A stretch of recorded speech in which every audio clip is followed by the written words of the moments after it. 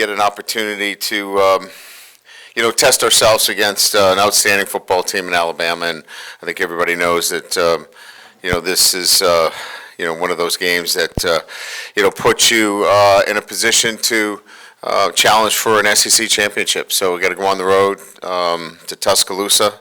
We've got to raise our level of preparation this week. It's not about rising up to the competition. It's rising to the level of preparation necessary to play an outstanding football team in all three phases: offense, defense, and special teams. I think Coach Saban and his staff, Coach Reese, should be commended for what they've been able to accomplish offensively since early in the season, and obviously committed to Jalen.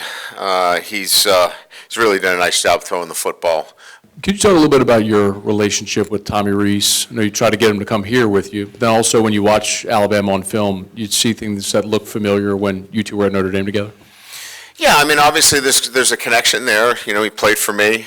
We've got a deep connection relative to a player-coach relationship, and then a respect for him as a coach and what he's done in this profession at an early age. He's somebody that I have a lot of respect for and what he's done, certainly at Notre Dame, and then in a very short time taking an offense and transforming it quickly during the season. He's a competitor.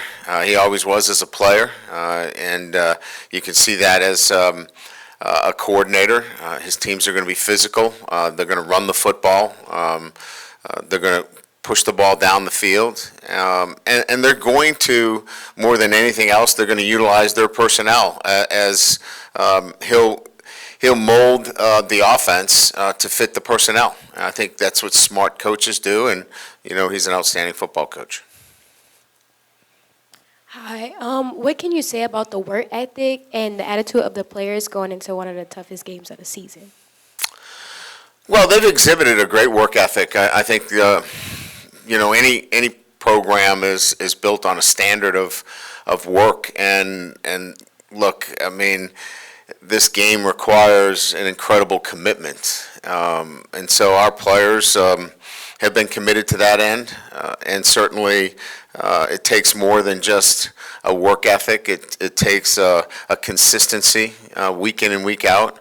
And I like our mindset. Our team understands that it's more than just coming into work. It's working efficiently, purposely, and I think that they've done that over the past year and a half, where they've understood that it's not just about working; it's about working purposely. Coach, could you update the availability of Duce, Denver, and Zy ahead of this weekend? And I guess Ashton Stamps, where he's at with his rehab of injury. Duce is not available. Denver's not available. Zy is not available. Ashton Stamps will practice today. If you're in the same position that you are last year, will you go for two again? The exact same position? Yeah, I mean, that's a feel of the game. So it's really hard to answer the question. I felt like the game itself was such that our guys were executing at such a high level that was kind of what prompted that decision. So I think from my perspective, it's really about a gut feeling at the time, more so than what's the perfect scenario. And I think the feeling was that we were executing at a high level at that time. It was time to go for it.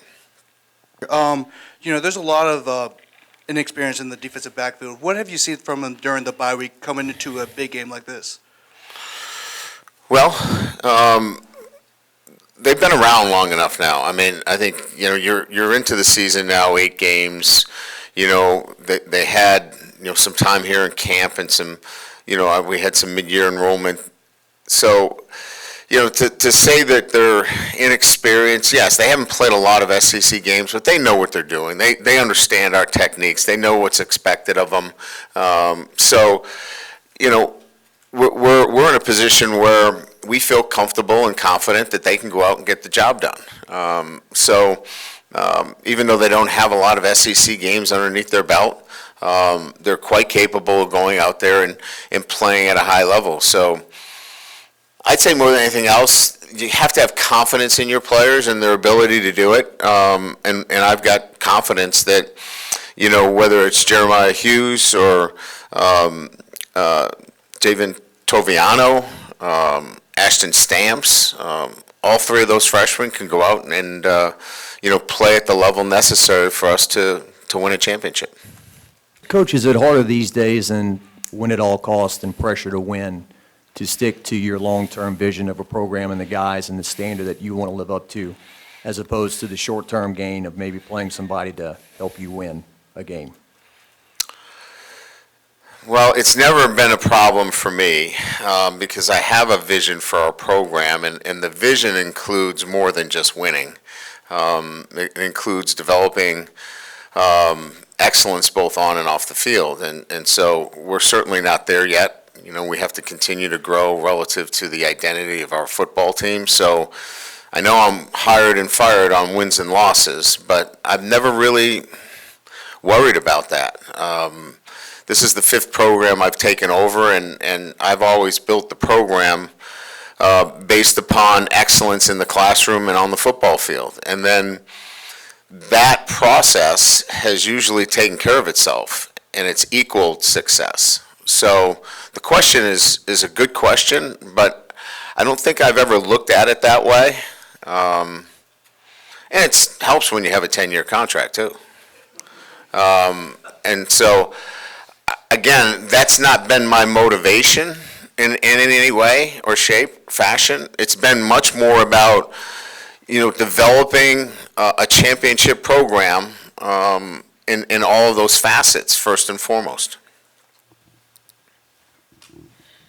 Hey, Coach, you complimented the Alabama offense with the way that they've sort of adapted from the beginning of the year to now. What have you seen specifically with Jalen Milroe and the way that he's adjusted from the opener to now?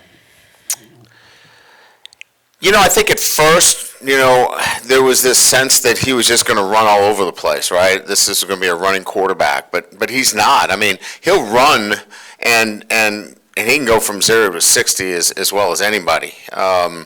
And he is a threat to run. There's no doubt about that. But he's going to stay in the pocket. He's going to throw the football. And the way they create offense is through a balance of running the football, formationing you so you can get some shots down the field. And he throws the ball well. I mean, he throws the ball well. And he can hit the open targets. He can push the ball down the field. And so I think what he's done really well is when he's been given the opportunity to take shots down the field, he's hooked up. He hasn't missed receivers. When they've created the opportunities, he's come through for them, and I think that's been impressive. Your offense has clearly established what it's capable of. How much is this week about them not trying to be something they're not or trying to do something they're not because the game is obviously elevated? And then secondly, in the post-game video against Army, I think they gave you a game ball or something. You said something to the effect that, you're really enjoying your time here. This is maybe your most enjoyable time. I was just curious why. You alluded to the development of players. Is it because of kind of the development that you've seen this team from week 1 to kind of pull through? Yeah, I think the offense clearly recognizes their ability to be explosive but have balance on offense and defense. So there's no reason for them not to be anything but who they are. And so I think that there's a confidence level that, if they prepare the right way, if they stick to their process, that they're going to have success. And so I think that's been their mindset, is just practice and, put in the preparation the right way, and things will take care of themselves. What I was alluding to is essentially that this is a young group of players. We traveled 21 freshmen again this weekend. We had a slew of transfers come in on defense, and it was really a new group that we had to kind of, on board, if you will, in the second season. And so just the development of the football team has been enjoyable. Watching the growth of the football team. They've done everything we've asked them to do. They have done the little things, and it's been hard. It's not been easy. There was a difficult loss to start the season. There was a very disappointing loss on the road, but they haven't backed down at all, and that's been enjoyable as a coach. You're in the middle. Are there any other injuries to report, particularly maybe Makai Wingo? Yes, Makai had surgery. He is out for the season. Out for the season? Yes. Okay. Well, I would say this, the projections are 6 weeks, so we'll see where that, where that goes. Right, okay, and so, Coach, do you ever have time or an interest maybe in the offseason to look at the history of the history of the rivalry, LSU Alabama, or a series, or jump into that kind of history at all, even though, it might not even be important? No, Mike updates me. Mike is my local historian. He will, and as you know, he carries history very well because he's been here so damn long. He fills me in. How many years has it been? Since we played Alabama? No, that you've been here. 30. He's been here 30 years, so he is a resident historian. So, no, I think Mike does a great job of filling me in on a lot of the history of all of the games and during the year I learn about Mississippi State, the Auburn games, this Alabama game. And for me, it's exciting, right? Because I get immersed in, some of the great games and the great rivalries and the great names that have been part of this game. So I love it. I think it's exciting. And for me, because, I had been in the Midwest for most of my career, I catch just kind of, the highlighted games. And so to get filled in on some of the other ones has been really fun. I was wondering if ever, like after you finished the game at Notre Dame and got home, if you ever happened to catch any of an LSU Alabama game over the years. Oh, heck yeah. I love watching college football, so it certainly would have been a game that I would have watched. I remember some of those slugfests when it was 10-3, 10-7, some of those tight games. Great defense on both sides of the ball, fighting for every inch. Just some classic games, and really enjoyed watching them. Coach, when Coach Saban speaks, he talks about the process and not outcomes, and I think you say a lot of the same things since you've gotten here. How much do you maybe see some similarities in terms of organization and your viewpoint on things, and do you observe other successful head coaches, read up on them, take notes to help yourself? Yeah, I think most head coaches that have been in this business, clearly understand that, the process of what you do and how you do it is probably,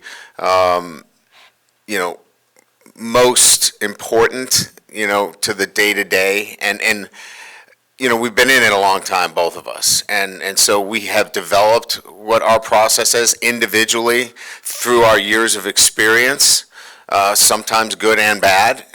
So he has shaped what his process is and how that has been so effective for him. And likewise, I've shaped the process that I use on a day-to-day basis based upon my experience. So I think you'll find that in many ways, coaches, focus in on a process instead of outcomes because it's so important to develop that with your team. With Nick, he's adapted to so many coordinators over the years, like every few years. How does a guy do that and just keep it consistent? Is that something that you kind of look at like, I don't know how he does that? That's a great question. I think it's been remarkable because, you're bringing in, a different personality, a different person. He does such a great job of vetting that out and making sure that they fit. And clearly, what Nick talks about on a day-to-day basis, they have to obviously be in lockstep with him.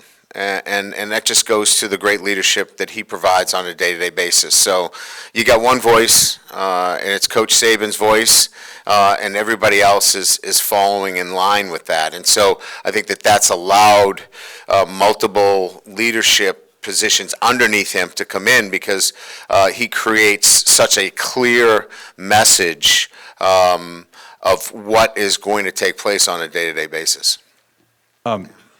With Jaden Daniels, fair or unfair, I think a lot of people that are watching the Heisman hopefuls are going to look at this game in particular for him and see how he does. Do you, given all the football you've seen him play, and obviously, your very nuanced view of what he's done here, do you think that's fair, and is that something that, what's your expectation? It'll be part of the body of work throughout the entire season.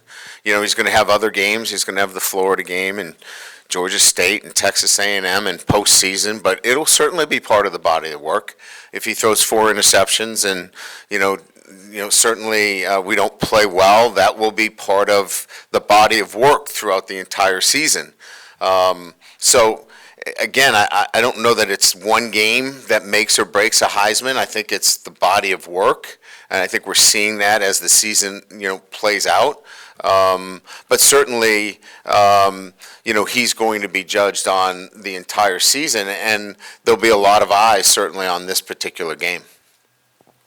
So what's the status of Emory Jones from his injury, and what have you seen from his Lance Hurd, just to have that luxury of a guy that, as a freshman, that's played a whole lot of football and has done pretty well for y'all? Yeah, Emory's practicing. We had him moving around last week, and he participated in our workouts. But he'll be a full go for practice today. Lance has done a great job of coming in and playing at a high level. It's great to have a true freshman that come in and compete at the level he did against Auburn and at Army. So he'll be ready and prepared if we do in fact call on him. Curious what you've seen in Alabama's defense. So much of the talk has been about the progress on offense. Yeah, well coached, stingy. Kevin Steele and his staff do a great job. Again, as I said, I think that there's not a lot of air in that defense. You're going to have to be on top of things. We're going to have to be very balanced. You can't just want to just throw it all over the place or think that you're going to go in there and move the line of scrimmage. They're big and physical up front. The linebacker play is outstanding. As I mentioned earlier, I think, Turner, Baswell on the edge, they're long and athletic, and look, they're both 6'3", 6'4", 240 pounds, and they create problems in the pass rush and certainly, can run and hit. So it's a really good football team. It's, again, as I said, I think it's the best defense in all 3 phases. And look, it's the challenge that an offense like ours, really is up for, and will have to play their best. But that's what this is about, right? Is you want to be your best when your best is needed, and our offense will have to be at their best when their best is needed. Just to confirm, Brian, Chestnut and Harris, any chance they could be eligible to play Saturday, or is like no, they're not playing. Okay.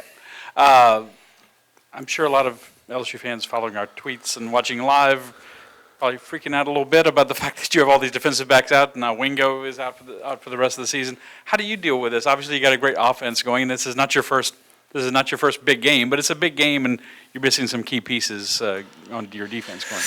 Yeah, clearly we'd love to have Wingo in the lineup, but he has an injury, and we're built for injuries. You can't be built for 11 players. We have depth.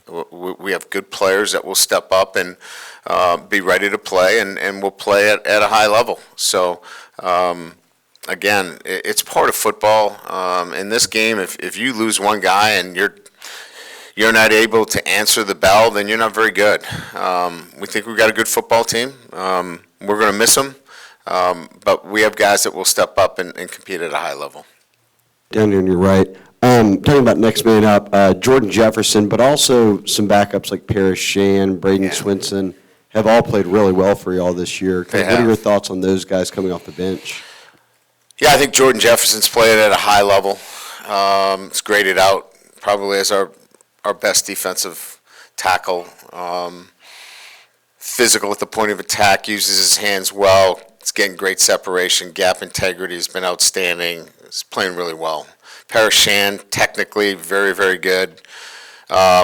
Grading out at the top for our defensive line over the last 3 weeks. And Swinson's been really good in pass rush. So those three guys, we, as much as it hurts that, we don't have a few of the guys that we got in the portal at the defensive back position, those three guys, and having Omar back too, makes a difference. Having a veteran linebacker who knows the game really well, those four guys have made a significant difference for us. Hey, Coach, just to clarify, with Zai, he's unavailable for the Alabama game specifically, not just for, today. He's unavailable for the Alabama game, and as I said, he could be out for a significant period of time. Okay. Yes. And with your secondary, with your younger corners, how do you sort of prepare for a guy like Milroe who can really chuck the ball downfield? What kind of emphasis is it on trying to stop those big plays downfield? Yeah, look, as I said, these kids, they're elite players coming out of high school. I mean, they're elite players. And now you're putting them in a position where they just have to be confident and trust their technique and trust what we've taught them. And so now it's taking that trust and putting it in from preparation to performance and playing emotionally at a level which allows them to do their job. And I think we've been at it long enough now where these guys are ready to go. They got no choice unless you're ready to go. I'm not sure. We could have a matchup problem. But these guys are ready to play. And look, they're young. Many have said inexperienced. I get it. They haven't played a lot of SEC games. But these guys are really good players. And they'll get out there and they'll compete. They'll compete for LSU. You mentioned Omar. Just what kind of settling factor has he been since he's come back? Well, he's, again, we had Witt in there, and everybody loves Witt, and I love Witt too. He's athletic, he's fast, he runs around. He really is going to be an outstanding football player for us. Omar brings a settling influence out there with Greg Penn. You've got two veteran players that have seen it, done it, have played a lot of snaps. And as much as we talk about the back end of the defense that don't have a lot of snaps, it's nice to be able to come back and have, two veteran linebackers in there communicating to the back end with two safeties that have played a lot of football. So we're really, looking at the veteran presence that he brings, and it's an added advantage for us in terms of having him on the field. Great. Thank you.